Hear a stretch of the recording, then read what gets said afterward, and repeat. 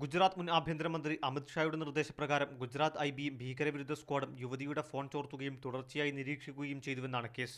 BJP പ്രധാനമന്ത്രി സ്ഥാനാർത്ഥി നരേന്ദ്രമോദിയുമായുള്ള ബന്ധം പുറത്തുവരുമോ എന്ന് ഭയപ്പെട്ടാണ് നിരീക്ഷണം നടത്തിയതെന്നും ആരോപണമുണ്ട്. മുൻ IPS ഓഫീസർ GL സിംഗാളും ഇന്റലിജൻസ് മുൻ IG ആയിരുന്ന AK ശർമ്മയുടെയും നേതൃത്വത്തിലാണ് പോലീസ് സംഘം പെൺകുട്ടിയെ പിന്തുടർന്നത്. പോലീസ് ഓഫീസർമാരും അമിത് ഷായും തമ്മിൽ നടത്തിയ ഫോൺ രേഖകൾ സ്വതന്ത്ര ന്യൂസ് പോർട്ടലുകളായ ഗുലയിലും കോബ്ര പോസ്റ്റും പുറത്തുവിട്ടിരുന്നു. ഗുജറാത്തിന് പുറത്ത് നിരീക്ഷണം വ്യാപിപ്പിച്ചതിന്റെ തെളിവുകളും കഴിഞ്ഞ ദിവസം പുറത്തുവന്നു.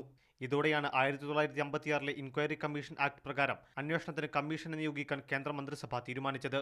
കമ്മീഷന് സുപ്രീം കോടതി സിറ്റിംഗ് ജഡ്ജിയോ റിട്ടയർഡ് ജഡ്ജിയോ നേതൃത്വം നൽകും. 3 മാസമാണ് അന്വേഷണത്തിന് നൽകിയ കാലാവധി. നിലവിൽ ഗുജറാത്ത് സർക്കാർ നിയോഗിച്ച കമ്മീഷൻ അന്വേഷണം നടത്തുന്നുണ്ട്.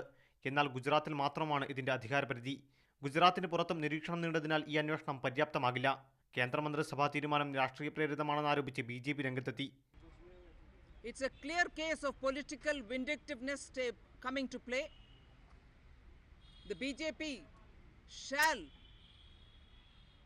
meet with all the challenges, and the public opinion today very clearly through the elections which were held recently showing that the Congress is completely lost the faith of the people. തീരുമാനത്തിനെതിരെ കോടതിയെ സമീപിക്കുമെന്ന് BJP ദേശീയ അധ്യക്ഷൻ രാജ്നാഥ് സിംഗ് അറിയിച്ചു.